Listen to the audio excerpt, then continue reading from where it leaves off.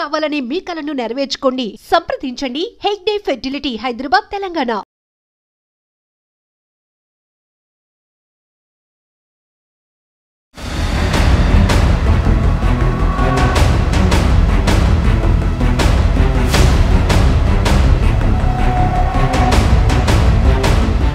Betting యాప్లు promote చేస్తున్న సినీ ప్రముఖులపై Miyapur police స్టేషన్లో కేసు నమోదైంది. వాళ్ళ ఒక్కల మీద కాకుండా యూట్యూబర్స్ మీద కూడా కేసు నమోదైంది. ఆ కేసు ప్రొసీజర్ ఏ విధంగా జరుగుతుంది, అది ఇందులో అరెస్టులు ఉంటాయా, కేవలం నోటీసులు ఇచ్చి ఆగుతారనే విషయం అంతా మాట్లాడడానికి హైకోర్టు అడ్వకేట్ శ్రీకాంత్ చింతల్ గారు ఉన్నారు. ఆయన అడిగి చాలా క్లారిటీ తెలుసుకుంది. సార్ నమస్తే అండి. నమస్తే మురళి గారు. బెట్టింగ్ యాప్లు, లోన్ యాప్స్, వీళ్ళు నిర్వహించే వాళ్ళు కాకుండా ప్రమోట్ చేసే వాళ్ళ మీద కూడా ఇప్పుడు కేసులు నమోదు చేస్తున్నారు. మియాపూర్లో ఫణీందర్ శర్మ అని ఇచ్చిన కంప్లైంట్ మేరకు వీళ్ళందరూ జరిగింది. సరే, ఇందులో కేవలం బెదిరింపా లేదు సార్? లోన్ యాప్ వేరు, లోన్ యాప్స్కి ఏదైనా ప్రమోట్ చేయడానికి క్రైమే కదండి. అంటే లోన్ యాప్స్ వేరు, లోన్లో జరిగే ఇల్లీగాలిటీస్ అవి వేరే ఉంది. బెట్టింగ్ అండ్ గ్యాంబ్లింగ్, గేమింగ్ సంబంధించి మాత్రము వీళ్ళు ప్రమోట్ చేయడం అనేది తప్పు. అంటే స్పెసిఫిక్గా ప్రొహిబిషన్ ఉన్నప్పుడు, మనకు స్పెషల్గా ప్రతి స్టేట్కి ఒకటి ఉంది, ప్రొహిబిషన్ ఉన్నప్పుడు దీన్ని ప్రమోట్ చేయడం అనేది, సెలబ్రిటీస్ ఎండోర్స్ చేయడం అనేది కూడా ఇది డెఫినెట్లీ క్రైమే. కాబట్టి వీళ్ళకి నోటీసులు బెదిరిస్తారా అంటే సార్, తెలంగాణ గ్యాంబ్లింగ్ యాక్ట్ ప్రకారం క్రైమ్ అంటున్నారు, కానీ నిర్వహించేది వేరే స్టేట్లో కాబట్టి, నిర్వహించేది వేరే స్టేట్లో అయినా కానీ మురళి గారు అక్కడ లాజిక్ ఏంటి అంటే, ఇప్పుడు స్పెషల్లీ మనకు తెలంగాణ గేమింగ్ యాక్ట్ సంబంధించి ఇప్పుడు వేరే స్టేట్స్ వదిలేద్దాం కాసేపు. వీళ్ళు ఇచ్చే లాజిక్ ఏంటి అంటే, వేరే స్టేట్లో అక్కడ పర్మిషన్ ఉంది కాబట్టి, ఫర్ ఎగ్జాంపుల్ గోవాలోనో కేరళలోనో ఎక్కడో లాటరీ, సిక్కిమో ఎక్కడో పర్మిషన్ ఉంది కాబట్టి మేము కంపెనీని అక్కడ రిజిస్టర్ చేస్తాము, అక్కడ రిజిస్టర్ చేసాము కాబట్టి అక్కడ కంపెనీ కిందకే వస్తుంది, మేము ఎక్కడైనా కానీ రన్ చేసుకోవచ్చు అని. మీకు ఇంటర్నెట్లోకి ఒకసారి వచ్చినప్పుడు ఇంటర్నెట్కి జియోగ్రఫికల్ బౌండరీ లేదు, భౌగోళికంగా ఇంటర్నెట్కి ఎక్కడ అంతరాయం లేదు. దాని కాన్సిక్వెన్స్ ఎక్కడుంది? తెలంగాణలో ఉంది. తెలంగాణలో ప్రమోట్ చేశారు. ఇంకొకటి ఏంది, ఈ ప్రమోషన్లో వాడిన భాష ఏంది? ప్రమోషన్లో వాడిన భాష కొంకణి కాదు, మలయాళం కాదు, సిక్కిం అస్సామీస్ భాష కూడా కాదు, తెలుగు భాషే.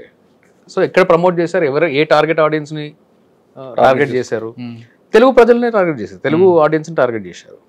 కాబట్టి స్పెషల్లీ ఇంకొకటి ఏంది అంటే, ఈ మన దగ్గర ఉండే ఈ యాక్ట్లో, తెలంగాణ గేమింగ్ యాక్ట్లో రీసెంట్ ఇన్ఫ్యాక్ట్ మీకు ఎమ్మెల్యే కాలనీ ఉంది కదా, ఇక్కడ బంజారాహిల్స్ ఎమ్మెల్యే కాలనీ ఉంది కదా, ఈ ఎమ్మెల్యే కాలనీ వాళ్ళు తెలంగాణ గేమింగ్ యాక్ట్లో ఉండే 2017 అమెండ్మెంట్ మీద ఒక ఛాలెంజ్ చేస్తూ, అమెండ్మెంట్ని ఛాలెంజ్ చేస్తూ హైకోర్టులో కూడా ఇంకా కేసు, ఇంకా I think subject to correction pending ఉంది. ఇంకా ఏంటంటే అన్నింటినీ తీసుకొచ్చి గేమింగ్లో వాడేస్తారు, మేము క్లబ్లో పేకాడుకుంటే మాకు దానిలో గ్యాంబ్లింగ్లోకి గేమింగ్లోకి ఎలా వస్తుంది, బయట బెట్టింగ్లో ఆడుకో, ఇందులో స్కిల్ గేమ్ ఒకటి, రీక్రియేషన్ వేరు, మాది మేము సరదాగా ఆడుకునేది, పైగా స్కిల్ గేమ్, ఇట్లాంటివన్నీ పెట్టారు వాళ్ళు. స్కిల్ గేమ్ అంటే రమ్మీ స్కిల్ గేమ్, రమ్మీ అనేది స్కిల్ గేమ్. మీకు అట్లా అనుకుంటే గేమింగ్, గ్యాంబ్లింగ్ అనుకుంటే కామన్గా కరోడ్పతిని కూడా తీసుకొని వచ్చి ఇది కుదరదు అని చెప్పి అనొచ్చు. కానీ అక్కడ ఎందుకని ఆ గేమ్ని ఎందుకు పర్మిట్ చేస్తారు? ఒక ప్రైజ్ మనీ ఉంది, గేమ్ ఉంది, ఓన్లీ గేమ్ ప్రైజ్ మనీ రెండు ఆస్పెక్ట్స్ చూసుకుంటే ఇల్లీగల్ అనొచ్చు.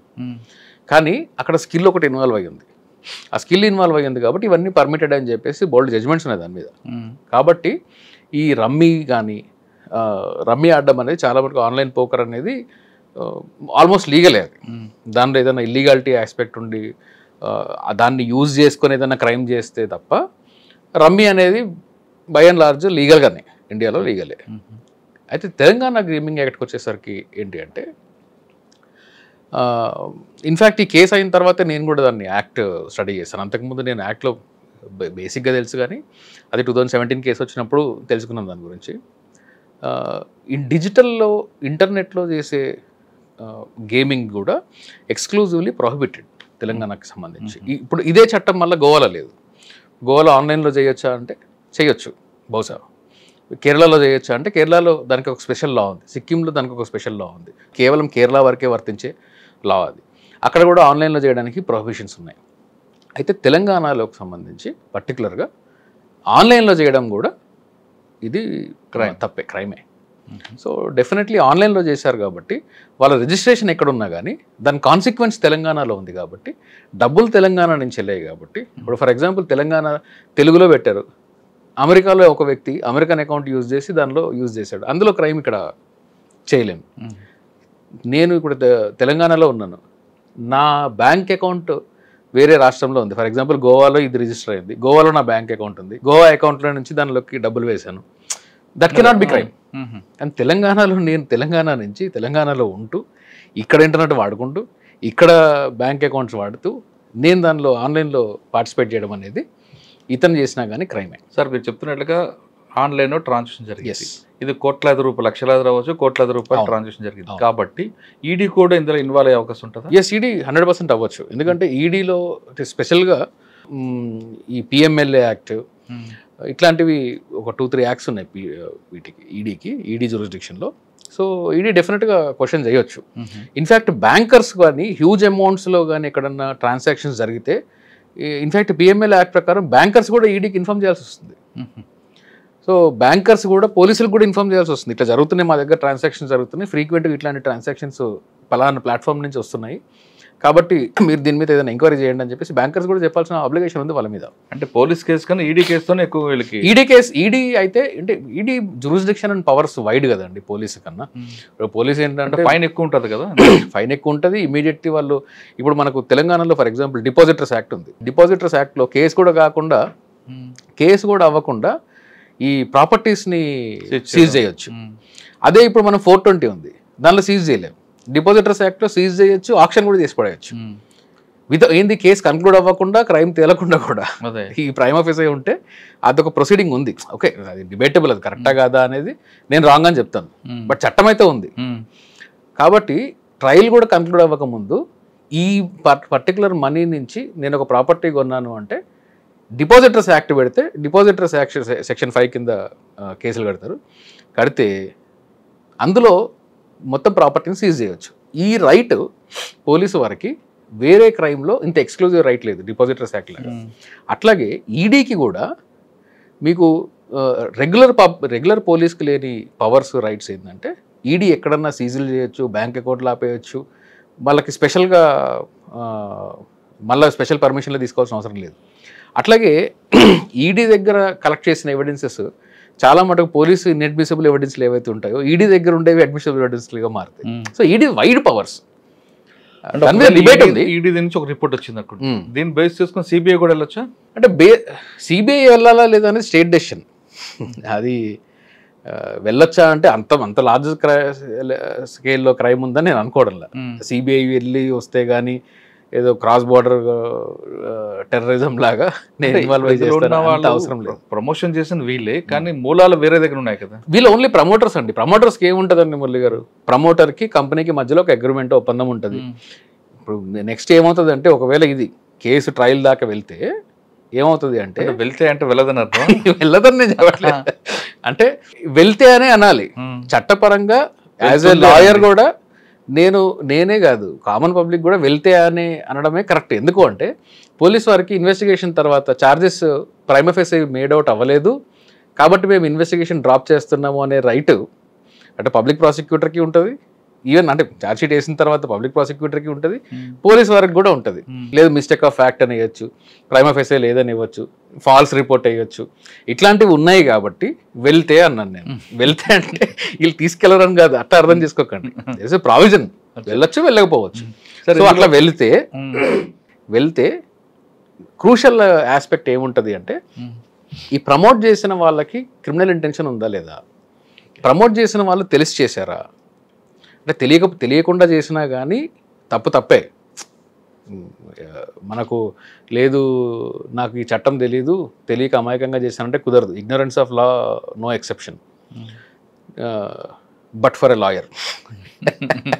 జర్మీ బెంథమ్ అని ఒక మంచి జురిస్ట్ ఉంటారు, ఆయన ఏమంటారు అంటే సరదాగా చెప్తున్నా, ఒక లాయర్ మాత్రము చట్టం తెలియక తప్పు చేస్తే అతనికి మాత్రమే శిక్ష ఉండదు. మేము తెలిసి చేసినా కానీ కేసులు వాదించిన తర్వాత ఓడిపోయాం అనుకోండి, వీడికి చట్టం తెలియదని నాకు శిక్ష అయ్యారు. అది కామన్ మ్యాన్ కాదు. నాకు చట్టం తెలియదు అంటే అది సార్. ఇప్పుడు ఇందులో సెక్షన్లు 112 ఐటీ యాక్ట్ 61 ఇవన్నీ ఉన్నాయి కాబట్టి ఇవన్నీ 7 సంవత్సరాల లోపల అన్ని 7 years అంటే నోటీస్ 41 నోటీస్ అంతేనా? 41 నోటీసే సరిపోతుంది. 41 నోటీస్ తర్వాత కూడా ఇప్పుడు ఆన్లైన్ కాబట్టి మొత్తం జరిగింది ఆన్లైన్ అండి. ఫిజికల్గా వీళ్ళు వెళ్ళి ఎంక్వైరీలు చేసి సీజర్లు చేసి అట్లాంటివి ఏమి ఉండవు. అట్ ద మ్యాక్స్ ఏం చేస్తారు, వాళ్ళ ఆఫీసులకి ఏదైనా వెళ్తే కంప్యూటర్లో హార్డ్ డ్రైవ్లు సీజ్ చేస్తారేమో, అంతకన్నా ఏమి ఉండదు. 41 నోటీస్ ఇచ్చిన మనీ ట్రాన్సాక్షన్ ఉంది కాబట్టి ఎవ్రీథింగ్ ఈజ్ డిజిటైజ్డ్.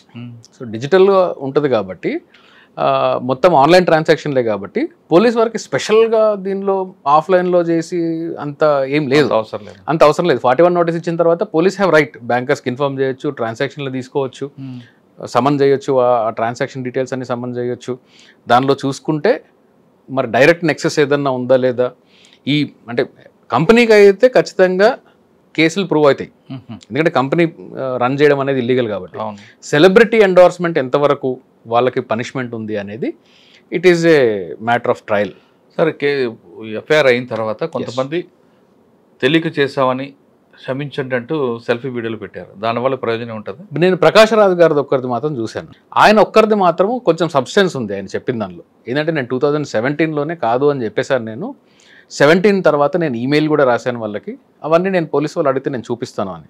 ఒకవేళ నిజంగానే అట్లాగానే ఉండుంటే, ఈయన విత్డ్రా అయ్యుంటే ఆ అగ్రిమెంట్స్తో ఇంక చెయ్యొద్దు, నేను దీన్ని ఎండోర్స్ చేయట్లేదు అని చేసిన తర్వాత కూడా వీళ్ళు కానీ ప్రమోట్ చేసి ఉంటే మేబీ ఆయన మీద పెద్దగా ఉండకపోవచ్చు.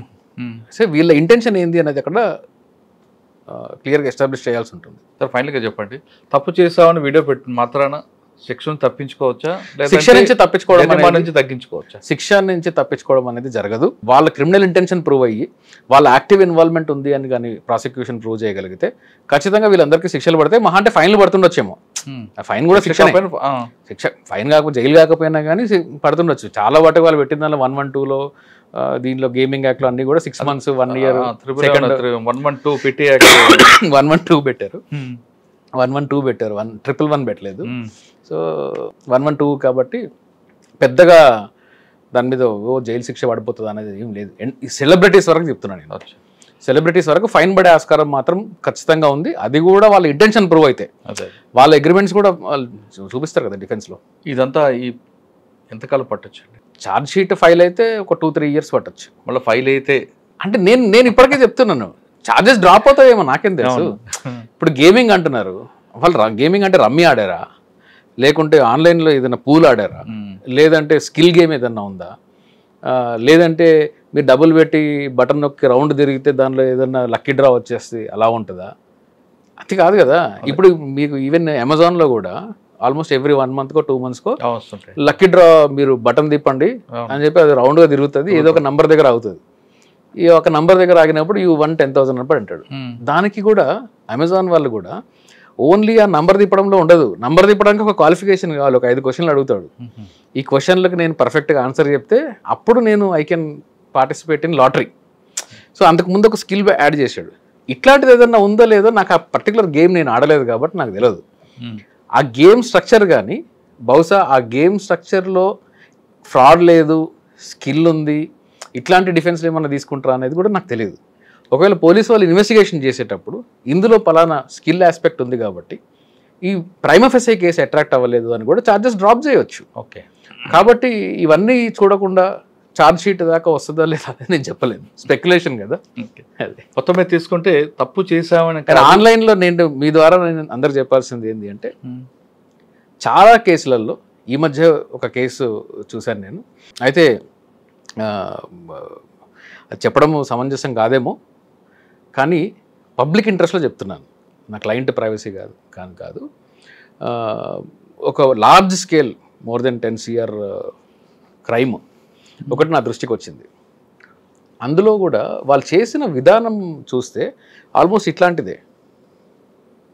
గేమింగ్ లేకుంటే స్టాక్ ఇన్వెస్ట్ చేయండి, మీరు స్టాక్ ఇన్వెస్ట్ చేస్తే 3 monthsలో ఎంత అవుతుంది, 4 monthsలో ఎంత అవుతుంది, ఇన్వెస్ట్మెంట్ ఈ మధ్యలో స్క్రాచ్ కార్డ్ ఉంటుంది, లక్కీ డిప్ ఉంటుంది, ఇట్లాంటివి. ఈ లక్కీ డిప్లు స్క్రాచ్ కార్డుల అమౌంట్స్ చూసినా కానీ 2-3 కోట్ల దాకా ఉంది. ఇంకొకటి మేము సుప్రీంకోర్టులో ఒక విక్టిమ్ తరఫు నుంచి సుప్రీంకోర్టులో నేను లాస్ట్ వీక్ ఛాలెంజ్ చేశాను. సో ఆ సుప్రీంకోర్టుని అప్రోచ్ అయినప్పుడు కూడా మల్టిపుల్ స్టేట్స్లో ఈ ఆర్గనైజ్డ్ క్రైమ్ కేరళ నుంచి, అంటే నా క్లయింట్కి కేరళ నుంచి, హైదరాబాద్ పోలీసుల నుంచి, తమిళనాడు పోలీసుల నుంచి, ఇట్లా మల్టిపుల్ స్టేట్స్ నుంచి ఈవిడ అకౌంట్ని బ్లాక్ చేశారు. ఈవిడ తీరా చూస్తే ఈవిడ విక్టిమ్, ఈవిడ మనీ ఇన్వెస్ట్ చేసింది ఇట్లాంటి వాటిలలో, ఈ ఆన్లైన్ గేమింగ్, ఈ ఆన్లైన్ దీనిలలో మనీ ఇన్వెస్ట్ చేసింది. సో ఈమెని అక్యూజ్ చేయలేదు, అదొక్కటి కొంచెం సంతోషం అనుకోవాలి. బట్ ఆ అమౌంట్ అంతా సీజ్ అయిపోయింది. మేము సుప్రీంకోర్టులో ఛాలెంజ్ చేస్తున్నాం, ఎందుకంటే మల్టిపుల్ స్టేట్స్ ఉన్నాయి కాబట్టి పబ్లిక్కి చెప్పేది ఏంటి అంటే, ఈ ఆన్లైన్లలో చేసేటప్పుడు ఆన్లైన్లో మీరు ఇన్వెస్ట్మెంట్లు చేసిన, ఎక్సెప్ట్ అది ఆన్లైన్ స్టాక్ మార్కెట్లో పెడతాను అంటే ఈ సెబీలు అన్ని అప్రూవల్స్ చూసుకొని మీరు పెట్టండి. ఎవరంటే వాళ్ళు ఫేస్బుక్లో పలానా సెలబ్రిటీ చేశాడు, పలానా నాకు తెలిసిన వాడు ఎండోర్స్ చేశాడు, లేదంటే ఇదేదో చైన్ మార్కెటింగ్ ఉంది, ఇలాంటివన్నిటిని నమ్మి మోసపోకండి. గేమింగ్ గ్యాంబ్లింగ్ వల్ల వచ్చే డబ్బులు అవి మీవి కాదు. ఇది ఈజీ మనీ, ఫ్రీ మనీ, దానికి అలవాటు పడడం అనేది కూడా సమాజానికి మంచిది కాదు. గవర్నమెంట్ కూడా ఇంటర్నెట్లో ఇట్లాంటివన్నీ ఐడెంటిఫై చేసి, మీ దగ్గర స్పెషల్ టీమ్స్ ఉన్నాయి, స్పెషల్ సెల్స్ ఉన్నాయి, ఐడెంటిఫై చేసి వైడ్ పబ్లిసిటీ ఇవ్వాలి.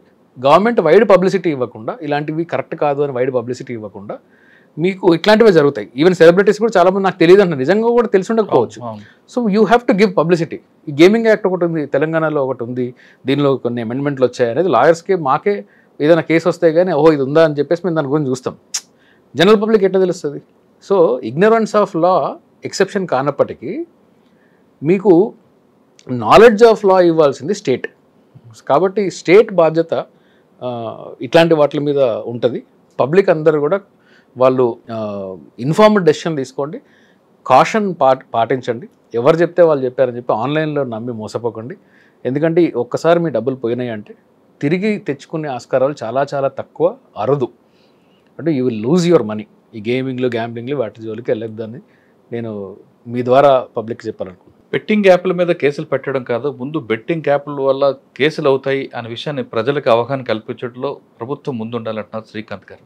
ఆయన చెప్తుంది నిజమే. కేసులు పెట్టి అరెస్టులు చేయడం, నోటీసులు ఇవ్వడం కాకుండా ఏ నేరం చేసి ఏ సెక్షన్ వస్తుంది అనే విషయాన్ని ముందుకు ప్రజలకి తెలియస్తే తర్వాత కూడా నేరం జరిగితే అప్పుడు కేసులు పెట్టచ్చు అంటూ చెప్తున్నారు. ఇక ఆన్లైన్లో జరిగే ఫ్రాడ్ గురించి చాలా క్లియర్గా చెప్తున్నారు. ఏది జరిగినా సరే ఫిజికల్గా చూడండి, ఆన్లైన్లో చేస్తే మోసపోవడం ఖచ్చితం అంటూ ఆయన చెప్తున్నారు.